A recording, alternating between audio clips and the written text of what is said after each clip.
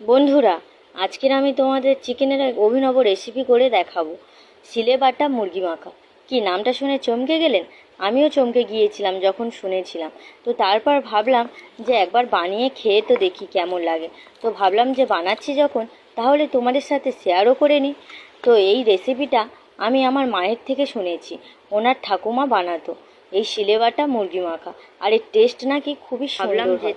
তো যেহেতু আমি এটা বানিয়ে খেয়েছি, তাই আমি তোমাদেরকে বলছি বন্ধু, খুব সুন্দর লেগেছে এই সিলেবাটা মুরগি মাখা।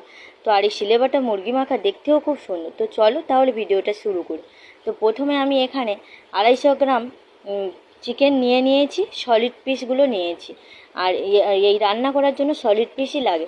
তো এবার ওর মধ্যে আমি লবণ, হলুদ গুঁড়ো আর লঙ্কা গুঁড়ো দিয়ে ভালো করে চিকেনটাকে মাখিয়ে নেব। তো ভালো করে চিকেনটাকে মাখিয়ে নেব। দেখো বন্ধুরা, চিকেনটা আমার মাখানো হয়ে গেছে। তো এরপরে আমি গ্যাসের ওপর একটা কড়াই বসিয়ে দিয়েছি। একটু অপেক্ষা করব যে কড়াইটা গরম হলে। তো দেখো বন্ধুরা, কড়াই গরম হয়ে গেছে। ওর মধ্যে আমি এবার গোটা ধনে আর গোটা জিরে দিয়ে ভালো করে শুকনো খোলায় ভেজে নেব। তো আমার এটা ভাজা হয়ে গেছে। এবার আমি এটাকে একটা বাটির মধ্যে ঢেলে নেব। নিয়ে ওই কড়াইটা আবার আমি গ্যাসের ওপর বসিয়ে দেবো। কড়াই এমনি গরম ছিল, ওর মধ্যে আমি সর্ষের তেল দিয়ে দিয়েছি আর ওই মাখিয়ে রাখা চিকেনের টুকরোগুলো দিয়ে দিয়েছি। দিয়ে আমি ভালো করে ওই তেলের সঙ্গে ভালো করে ভেজে নেব। বন্ধুরা, ভালো করে এই চিকেনটাকে কিন্তু ভাজতে হবে।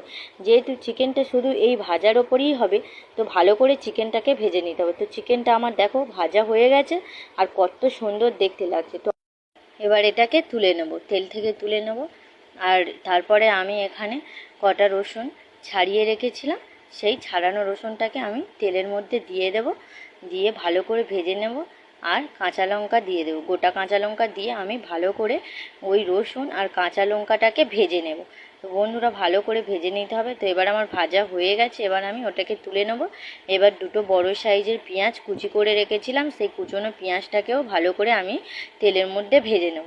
তো পেঁয়াজটা আমার ভাজা হয়ে গেছে, এবার পেঁয়াজগুলোকেও তুলে নেব। এবার ওই একই রকমভাবে আমি একটা বড় সাইজের টমেটো কেটে রেখেছিলাম, সেই টমেটোটাকেও ভালো করে ভেজে নেব। তো এবার আমার সবগুলো ভাজা হয়ে গেছে। তো আমি এবার ওটাকে টমেটোটাকেও তুলে নেব। নিয়ে এবারে আমি শিলের মধ্যে ওই ভেজে রেখেছিলাম চিকেনগুলোকে, সেই চিকেনের টুকরোগুলোকে প্রথমে আমি শিলের মধ্যে দিয়ে দেব। দিয়ে প্রথমে ভালো করে একটু থেতো করে নেব। নিয়ে এবারে ভালো করে বেটে নেব। তো ভালো করে বেটে নিতে হবে বন্ধুরা, যেহেতু এটা মাখা হবে তাই এটাকে ভালো করে বেটে নিতে হবে। তো আমার বাটা হয়ে গেছে। এবার আমি ওটাকে একটা গামলির মধ্যে তুলে নেব। আর দেখো বন্ধুরা, কত সুন্দর দেখতে লাগছে বাটাটা। এবার ওই একই রকমভাবে আমি যেগুলো ভেজে রেখেছিলাম সেগুলোকে দিয়ে দেব। টমেটো কুচি, পেঁয়াজ কুচি, কাঁচা লঙ্কা, গোটা রসুন সবগুলোকে ভালো করে আমি শিলের মধ্যে ভালো করে বেটে নেব, ভালো করে মিহি করে বেটে নেব। এবার আমি ওটাকে তুলে নেব। নিয়ে ওই চিকেন বেটে রেখেছিলাম তার মধ্যে আমি দিয়ে দেবো। দিয়ে এবার ওটাকে ভালো করে আমি এবার কিছু জিনিস দিয়ে ভালো করে আমি চিকেনটাকে মাখিয়ে নেব।